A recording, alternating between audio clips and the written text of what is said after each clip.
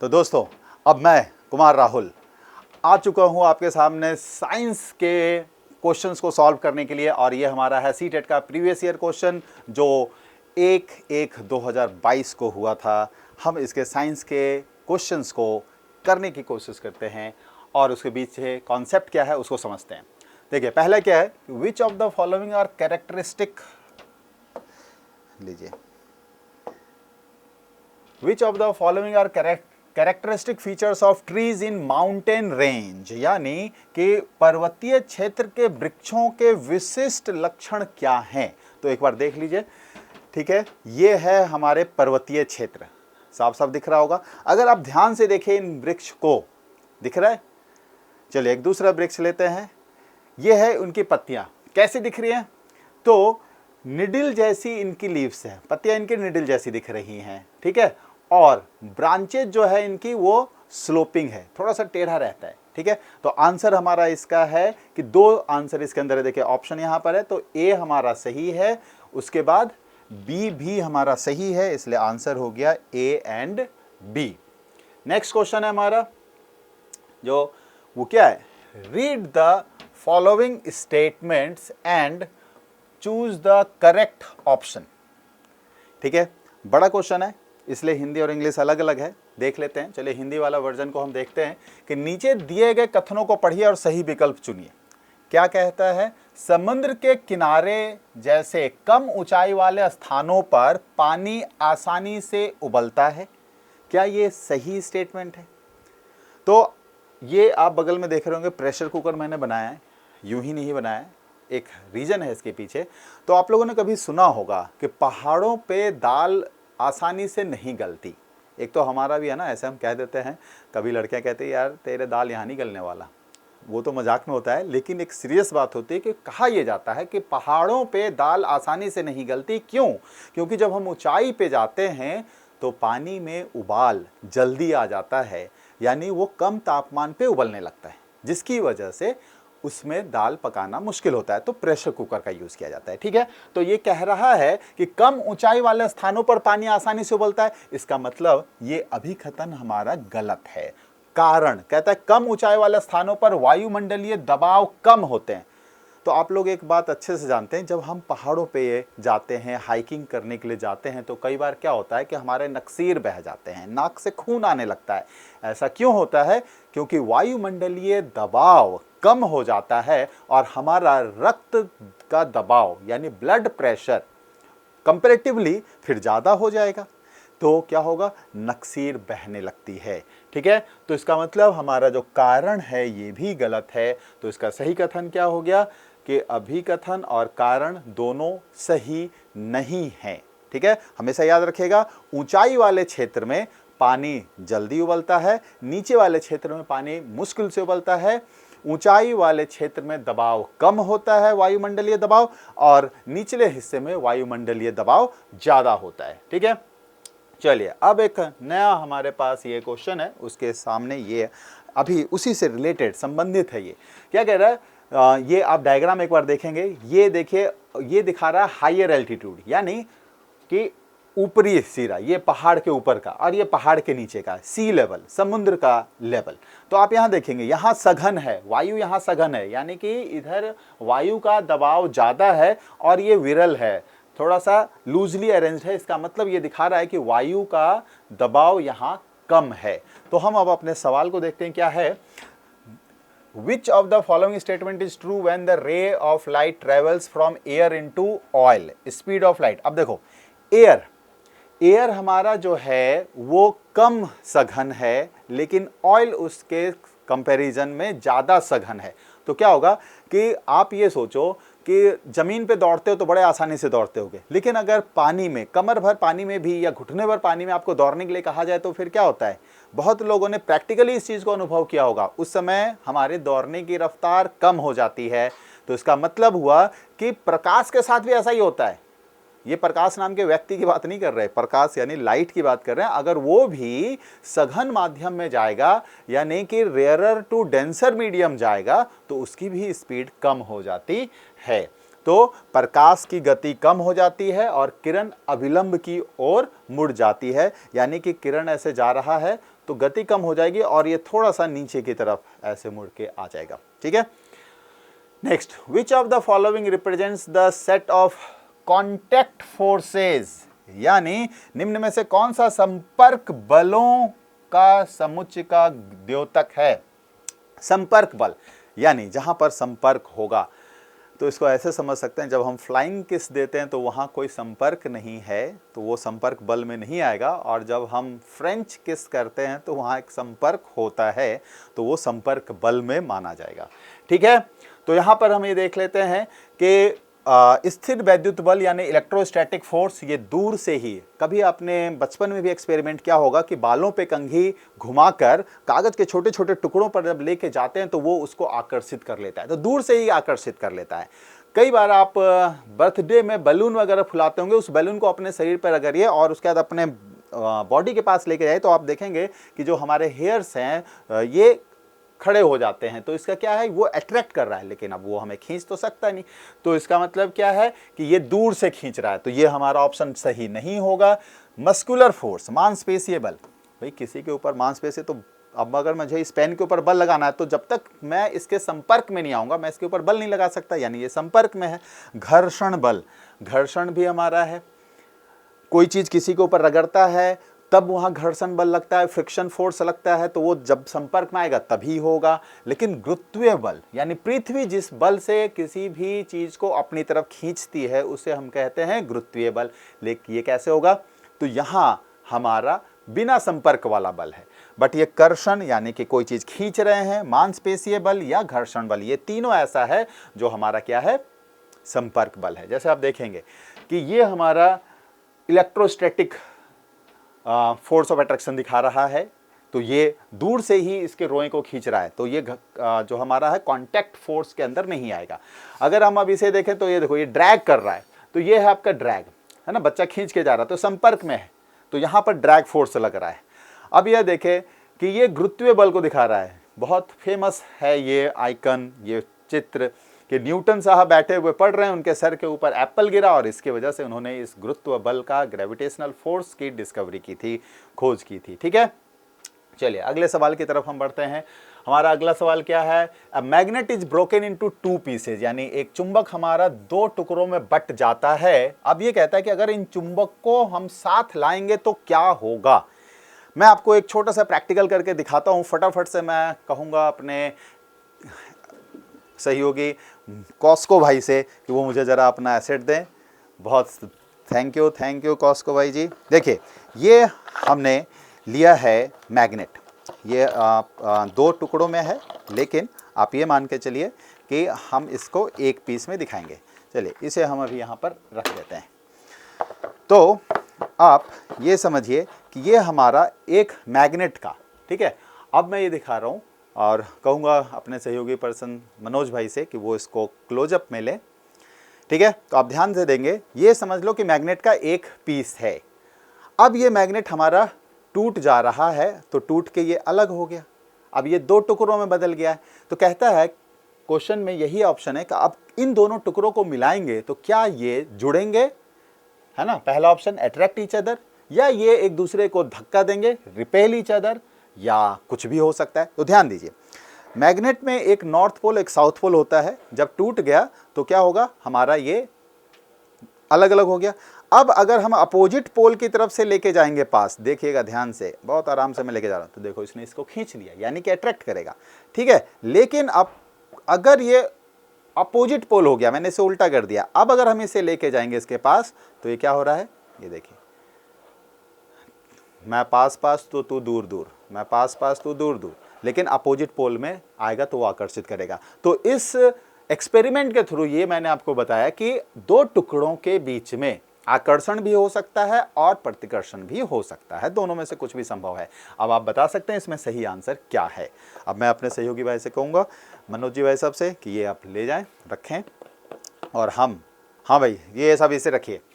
ठीक है, तो अब हम अपने इसके आंसर को देख लेते हैं। तो आंसर अब ऐसे आप लोगों के समझ में आ चुका है कि हमारा क्या होगा, अट्रैक्ट भी हो सकता है या रिपेल भी हो सकता है। अगला सवाल ये है, सवाल बहुत है आसान सा, इसको ध्यान से समझेंगे। बहुत लोगों ने शायद प्रैक्टिकल भी इस चीज़ को अनुभव किया होगा। जब हम कुएं से पानी खींचा करते थे तो बाल्टी, भरी हुई बाल्टी जब तक कुएं के पानी के अंदर होता था, हमारे लिए उसको खींचना बहुत आसान होता था। लेकिन जैसे ही वो बाल्टी पानी से बाहर यानी कुएं के वाटर लेवल से ऊपर आ जाता था तो अचानक से वो बहुत ज़्यादा भारी लगने लगता था। तो ऐसा क्यों होता था? क्योंकि पानी के अंदर जो है वो बॉयंसी फोर्स, एक उत्प्लावन बल लगता है जो चीज़ों को ऊपर की तरफ धक्का देता है। तो वो हमारे लिए उसका वेट बहुत कम हो जाता है, उसे उठाना हमारे लिए आसान हो जाता है। लेकिन जैसे ही वो पानी के बाहर आता है, उसके ऊपर जो बॉयंसी फोर्स लग रहा था, जो उत्प्लावन बल लग रहा था, वो कम हो गया और वो भारी हो जाता है। ठीक है, तो इस चीज को ध्यान में रखते हुए देखेंगे। तो ये डायग्राम बता रहा है, यहां पर आप देख रहे हैं कि यहां पर एयर में है तो इसका वेट ज्यादा दिख रहा है, लेकिन जैसे यहां हमने पानी लगाया अब इसका वेट कम हो गया। इसका मतलब वाटर का बायंसी फोर्स वेट को कम करता है। तो वही चीज यहां पर दे रहा है। अब क्वेश्चन में यह है कि एक वस्तु है ए, इसका वायु में भार है 92 न्यूटन। अब उधर भूल जाइए, खाली यहां रख रहे कि 92 है, तो पानी में इसका भार क्या होगा? तो अभी आपको बताया पानी में भार कम हो जाएगा। तो अगर ये वायु में 92 है तो पानी में उससे कम होगा। तो हम देखेंगे यहां पर कम कौन सा ऑप्शन है, तो कम है सी और डी, इनमें से कोई एक ऑप्शन हमारा हो सकता है। लेकिन अब कौन सा होगा हम आगे देखते हैं। अब देखिए, अगर इसने अब भरा हुआ, बिल्कुल मान लो गिलास पानी से बिल्कुल भरा हुआ है और उसमें कोई स्टोन आप डालेंगे तो क्या होगा? जैसे ही स्टोन पानी के अंदर जाएगा कुछ पानी निकल के बाहर आएगा। वही विस्थापित तरल की बात कर रहा है। तो विस्थापित तरल अगर उसका भार 16 है तो वस्तु पर लगने वाला जो उत्प्लावन बल होगा वो भी उतना ही होगा जितना ये है, यानी ये भी हमारा 16 होगा। तो y का मान भी 16 होगा। तो हम देख रहे हैं कि अभी तक C और D बिल्कुल एकदम नेक टू नेक चल रहा है। ये भी 76, 76, 16, 16 ये भी सही है। तो अब Z पर हमारा सारा दारोमदार टिका हुआ है। तो अब हम देख रहे हैं वस्तु B, अगर इसका पानी में भार 70 है तो वायु में भार क्या होगा हमें नहीं मालूम एग्जैक्टली क्या होगा, लेकिन इतना जरूर पता है कि 70 से ज्यादा होगा। तो Q हमारा 70 से ज्यादा होना चाहिए और हम यहां देख रहे हैं C में ये 80 है यहां और यहां 10 है। इसका मतलब सही आंसर हमारा C है। हमें Z को भी देखने की जरूरत नहीं रह जाएगी। ठीक है, समझ में आ गया होगा। आगे बढ़ते हैं। Consider the following statement. अब यहां स्टेटमेंट है, इसको हम देखते हैं। तो ये क्या कह रहा है? Rising sun is not consider as the appropriate guide to locate direction in all season. सही बात है, हर सीजन में सूरज देखो निकलता तो पूरब से ही, लेकिन थोड़ा बहुत अपना दिशा बदलता रहता है। Point of sunrise changes continuously during summer solstice. The point of sunrise shifts towards north during winter solstice. The point of sunrise shifts towards south. तो अब हम देखना है कौन सा स्टेटमेंट सही है, कौन सा स्टेटमेंट गलत है। आपके पास 4 ऑप्शन है, A, B, C और D। ठीक है, तो ये हमारा सही ऑप्शन है कि ये देखो पूछा है कि चूज द करेक्ट वन। तो करेक्ट वन ये है, हमें मालूम है कि किसी भी सीजन में हम सूरज का निकलना उसको हम दिशा निर्धारण के लिए यूज नहीं कर सकते, और जो पॉइंट ऑफ सनराइज है वो लगातार बदलता रहता है। पहला दूसरा दोनों स्टेटमेंट एक दूसरे से मिलते जुलते से हैं। नेक्स्ट क्वेश्चन की तरफ बढ़ते हैं। तो अब यहाँ एक ये क्वेश्चन है, उसके पहले हम देख लें इस क्वेश्चन से रिलेटेड। ये हमारे सामने है फेनोप्थलीन।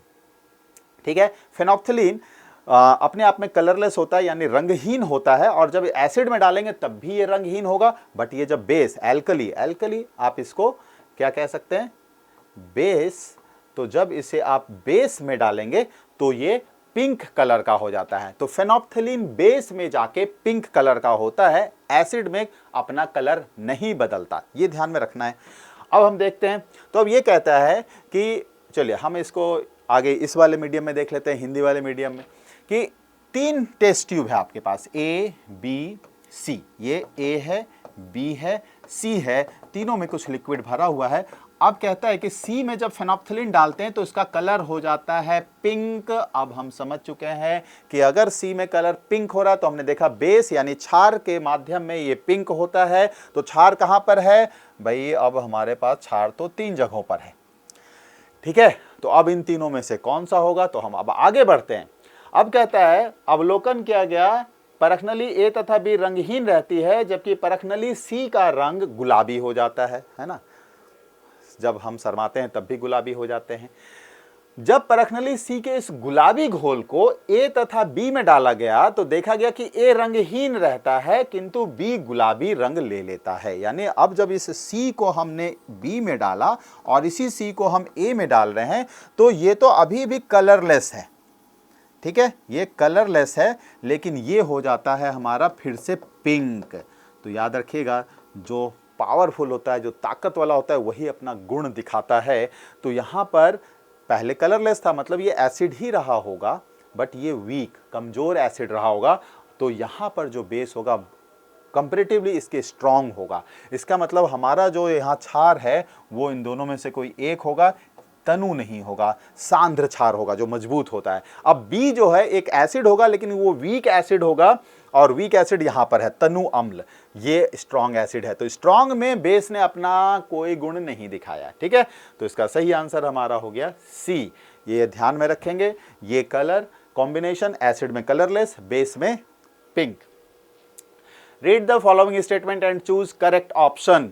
We hear the louder sound when a table is hit hard than when we hit it softly. जैसे अगर आप इसको फील कीजिए, आवाज आई होगी, अब थोड़ी सी आवाज, तो हम अगर तेजी से हिट करते हैं तो लाउडर साउंड आता है, धीरे से हिट करते हैं तो स्लो आता है। प्रैक्टिकल बातें हैं, हमने देखा है, सुना है। अब इसके पीछे ये तो असर्शन था, यानी एक अभिकथन आपके सामने। अब इसके कारण, loud sound can travel large distance, loud sound has more frequency than soft sound. अब इसका एक बार हिंदी माध्यम भी देख लेते हैं, फिर हमें पता चलेगा। तो ये कहता है कि प्रबल ध्वनि अधिक दूरी तय करती है क्योंकि वह अधिक ऊर्जा से संबंधित है। प्रबल ध्वनि की आवृत्ति धीमी ध्वनि से अधिक होती है। आवृत्ति मतलब फ्रीक्वेंसी। तो सही आंसर हमारा क्या है कि केवल R1 ही सही है और एक ही सही व्याख्या करता है, R2 की प्रबल ध्वनि की आवृत्ति धीमी ध्वनि से अधिक होती है। ये गलत है, फ्रीक्वेंसी जो है इसकी ज्यादा होती है। नेक्स्ट है अगले सवाल की तरफ। Which of the following pairs can be utilised as acid base indicator, यानी कि अम्ल क्षार संकेतक।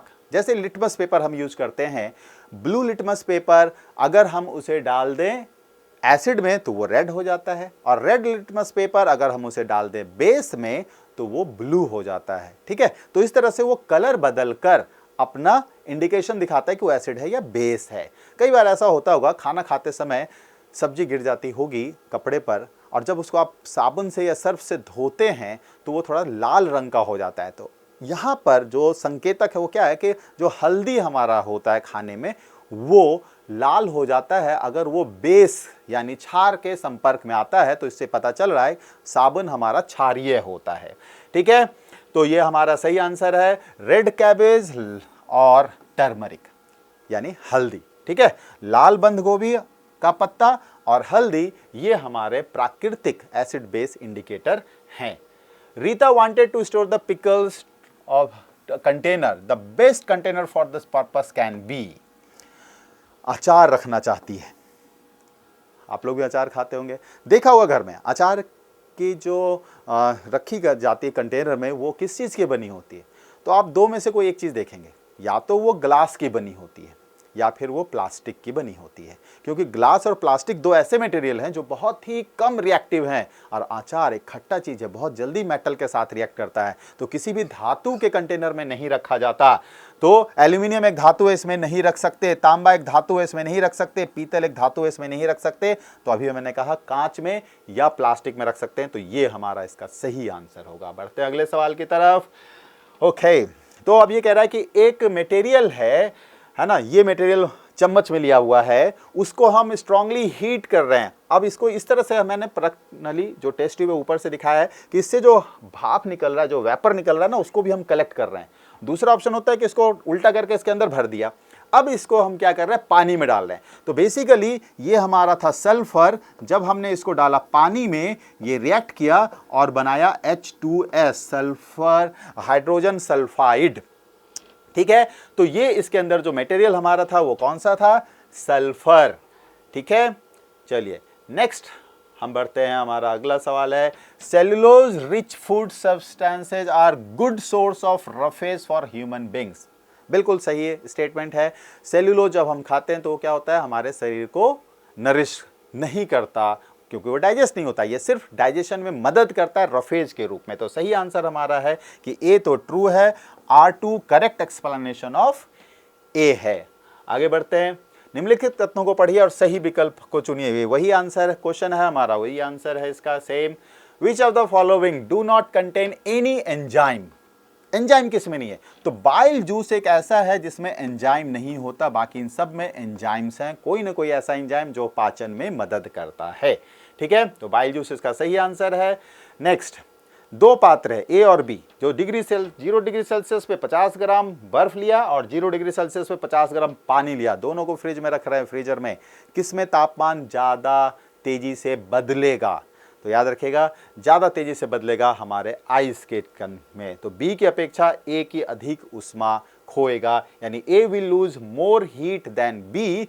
प्रॉपर इसका एक्सप्लेनेशन मैं आपको दूंगा क्लास में, जब हमारी क्लास होगी तो उसको जरूर देखिएगा। Next question, the type of joint elbow. तो ये हमारा एल्बो है। अब ये अगर इसको देखेंगे कुछ हद तक लैपटॉप की तरह चलता है। आंसर है, उसके पहले एक चीज देखें, ये हमारा हड्डियों का ढांचा डिग डिग डिग डिग डिग डिग डिग डिग डिग डिग डिग डांस कर रहा है। ठीक है, अब जरा हम देखते हैं, तो ये हमारा है एल्बो और ये मूवमेंट दिख रहा है, तो ये इस जॉइंट की बात कर रहा है यहाँ पर। तो इस जॉइंट को, ये कमरे के दरवाजे की तरह है या लैपटॉप की तरह है जिसको खोल बंद सकते हैं। तो लैपटॉप में जो टुकड़ा होता है जिससे वो जुड़ा रहता है स्क्रीन, उसे कहते हैं हिंज। तो ये हमारा क्या है? Hinge joint. ठीक है, चलिए अगला सवाल, deficiency of which vitamin leads to the excessive bleeding from the wound. Bleeding, तो ये विटामिन के है हमारा। अगर विटामिन के की कमी हो जाती है तो थोड़ा सा भी कटेगा, खून ज्यादा निकलेगा। ठीक है, अगले सवाल की तरफ। तो ये यहां पर आपको हिंट के तौर पे, सवाल का जवाब आप खुद देंगे। हिंट के तौर पे मैं ये बता दूं कि जितना ज्यादा रिफ्रैक्टिव इंडेक्स होगा, जितना ज्यादा प्रकाश की गति वहां उतनी ही कम हो जाएगी। More the refractive index laser will be the velocity of light. इस चीज को ध्यान में रखेंगे। आंसर आप खुद कर देंगे 5 सेकंड में। 1 2 3 4 5। ठीक है, और आंसर आपके सामने दे दिया। क्यों ऐसा होगा आप इसको कंपेयर करेंगे, पता चल जाएगा। अगले सवाल की तरफ हम बढ़ते हैं। अब ये बता रहा है कि मानव में सांस लेते समय अंतःश्वसन की प्रक्रिया को स्पष्ट करने के लिए सही उत्तर क्या है? तो हम क्या करते हैं, सबसे पहले सांस अंदर लेते हैं। ठीक है, वायु अंदर जाती है, बहुत अच्छी बात है, सब में ऐसा है। तो जब वायु अंदर लेते हैं तो हमारी पसलियां बाहर आती है या अंदर चली जाती है? तो हमारी पसलियां बाहर को आती है, यानी ए गलत हो जाएगा। ठीक है, बी सी डी अभी तक सही है। तथा डायफ्राम ऊपर होता है, तो डायफ्राम पसली के नीचे होता है। यहाँ पर ये रिब्स हमारे हैं, है ना, ये रिब्स है और इसके नीचे होता है डायफ्राम। तो जब हमारा सीना फूलता है तो डायफ्राम जो है वो हमारा आ जाता है नीचे। ठीक है, क्योंकि स्पेस चाहिए तो डायफ्राम थोड़ा नीचे हो जाता है। ये हमारा इसका करेक्ट आंसर है। और यहाँ पे हम अपनी क्लास खत्म कर रहे हैं। उम्मीद है ये सारे क्वेश्चन आपको अच्छे से आए होंगे। अब नेक्स्ट सेशन जिन टीचर का है वो आपको अगला सेगमेंट समझाएंगे। Thank you very much.